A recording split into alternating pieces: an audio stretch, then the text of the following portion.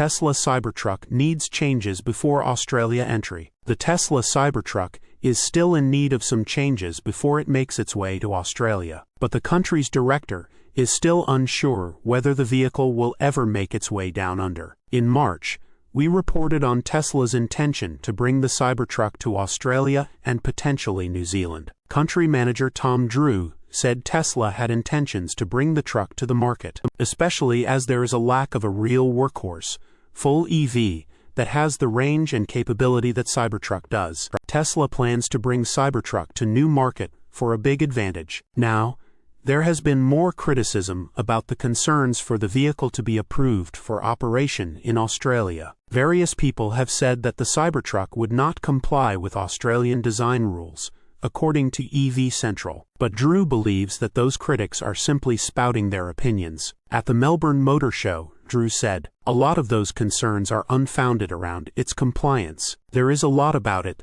that works within the Australian compliance system. Are there changes required? That is absolutely part of the discussion with headquarters at the moment. It sounds as if Tesla might not have to change the truck, but potentially redesign an all-new pickup design. The new truck will have to be right-hand drive, and steer-by-wire has been mentioned in some discussions as a potential issue for passing the ADRs. Additionally, the shape and angles of the Cybertruck have been criticized in several markets as potentially dangerous to pedestrians. However, if you take the angular design and steer-by-wire away, it's not really a Cybertruck any longer. It might end up being Tesla's first traditional pickup design. Currently, Drew remains skeptical that the Cybertruck will ever break into the Australian market. He said that a lot of these changes would require significant adjustments to the Cybertruck manufacturing program, as right-hand drive units would have to be produced on the production lines in Gigafactory, Texas. This could throw a wrench into the production timeline. He added, "I think the consideration we have to make a decision on, as a business,